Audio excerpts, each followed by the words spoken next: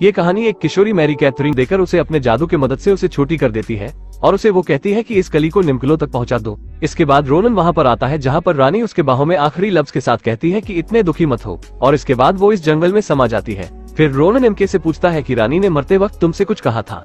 MK बताती है कि उन्होंने सिर्फ यही कहा था कि इस कली को निम्कलो तक पहुंचा दो। नीलकलो किसी का नाम है और उसी के पास जाना होगा, वही इस कली को बचाने और इस्तेमाल करने का तरीका बताएगा। एमके को ये सब देखकर थोड़ा अजीब लग रहा था और घबराई भी हुई थी। उसके बाद उसको जब ये बात पता, एक बार रानी ने इस कली को चुन लिया तो इसका खिलना तय है और इसे आज के ही रात पूनम को चांदनी के रात में खिलना होगा। और एमके मदद मांगती है कि मैं यहाँ की नहीं हूँ और मुझे अपने घर पर वापस जाना है, क्या आप मुझे बड़ा कर देंगे। निम्गलू उसे एक पन्ना देता है जो पन्ना उसके बीते हुए समय में लेकर जाता है जहाँ पर वो छोटी हुई थी।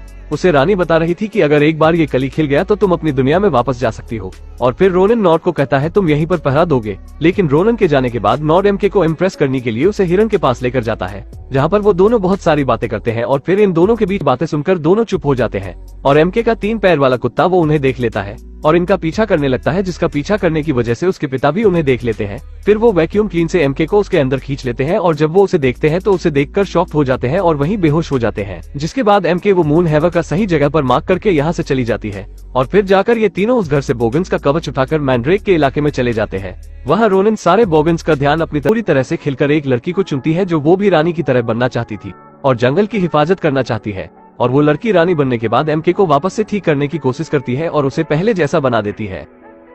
अब दोनों बाप बेटी हमेशा के लिए उसी जंगल में रहने लगते हैं और लीफमन से भी बातें करते हैं, हमेशा दोस्त बनकर रहते हैं हमारे और आपकी तरह। और यहीं पर ये मूवी खत्म होती है। अगर आपको ये कहानी अच्छी लगी हो तो लाइक करना मत भूलना, क्योंकि अगले संडे इससे अच्छी वीडियो आपको देखने को मिल सकती है। अगर आपको हॉलीवुड हॉरर और भयानक कहानी वाली मूवी देखना पसंद है तो कमेंट बॉक्स में